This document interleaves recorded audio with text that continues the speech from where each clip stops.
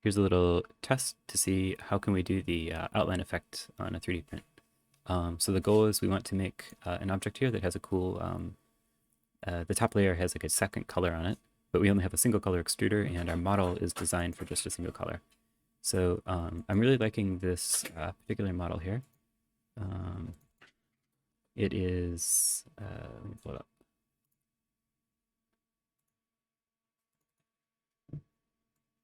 It's the Q Organizer by Jaroslav G. Here we go.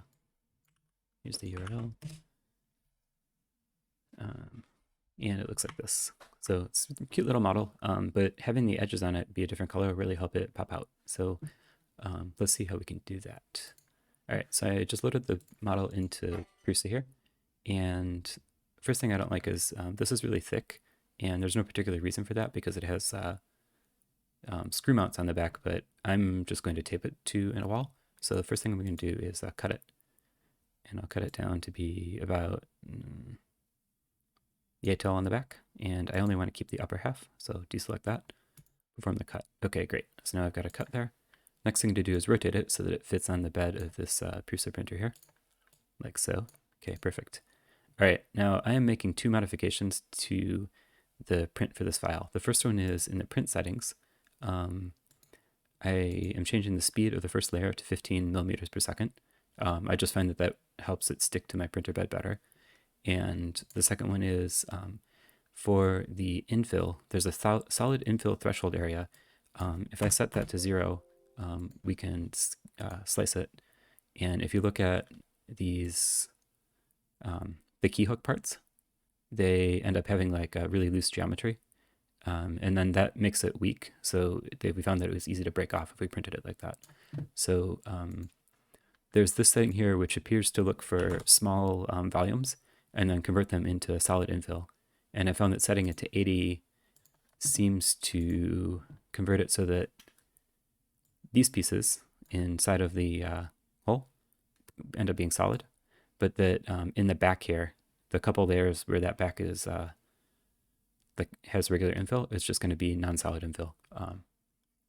So changing those two parameters, I think, was the only things I really needed to do.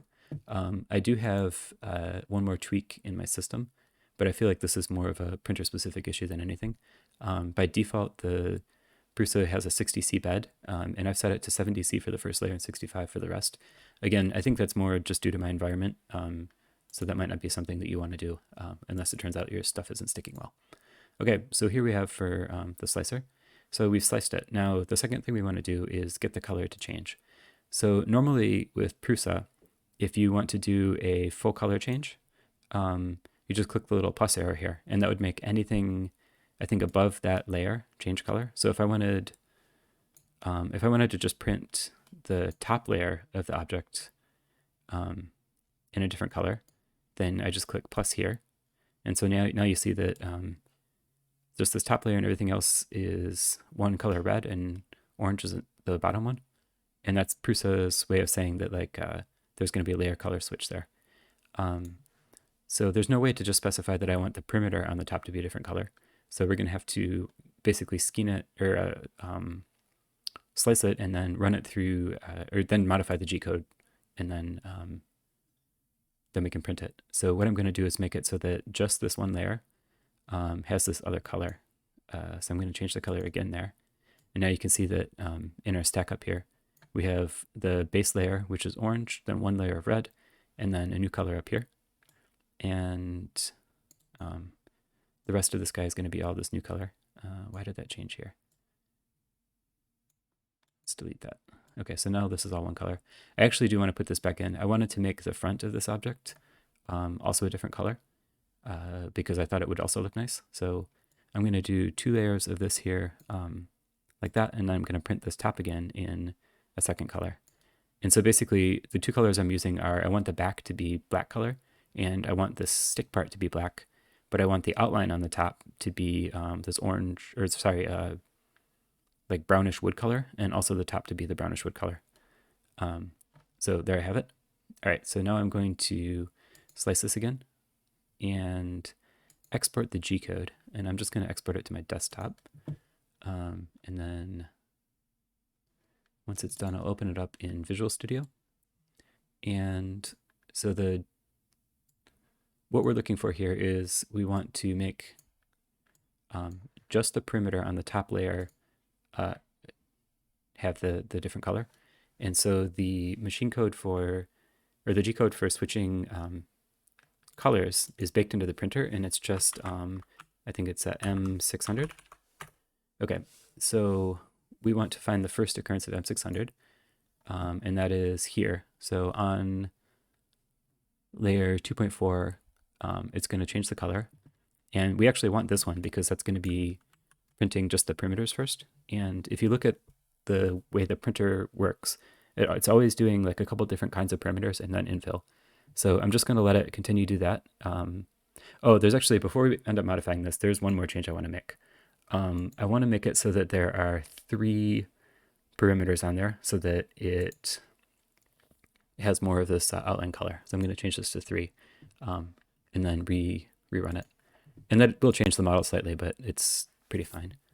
Yeah, you can see that now, instead of having just 2 here, there's 3 of these layers. And that's just going to add a little more of this outline color. Okay, so export this again.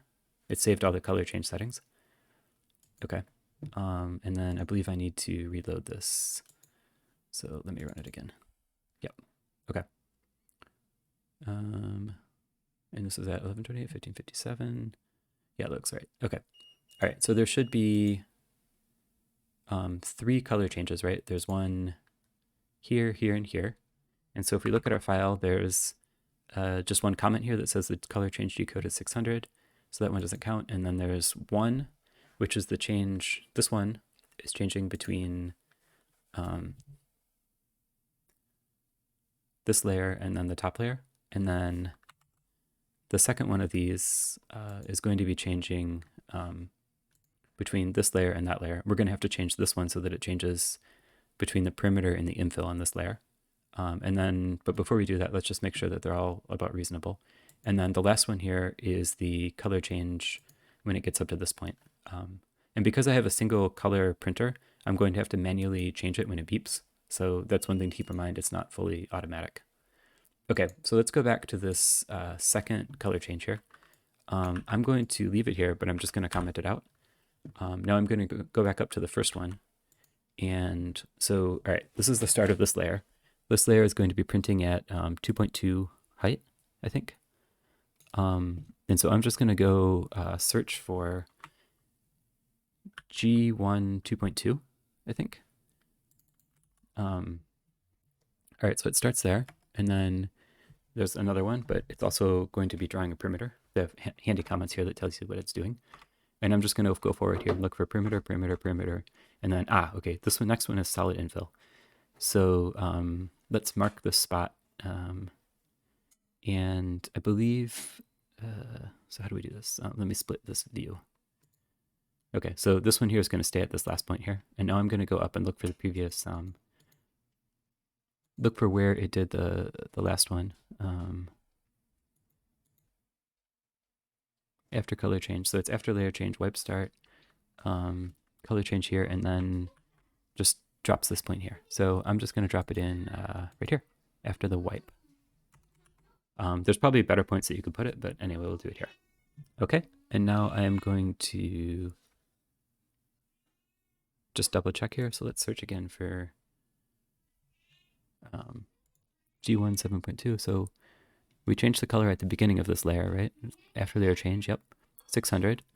And then it's going to print out one perimeter, another perimeter, and then another perimeter, and a fourth perimeter, and another perimeter, another one. Okay, and then after that, it's going to change the color, and then it's going to do the solid infill. And then let's make sure that we've also disabled that next color change because we didn't want that. So there's one here, there's one here that we just added. Then the one that we disabled was the one that's going from the end of this infill to here. And then the final one is going to be all the way at the bottom.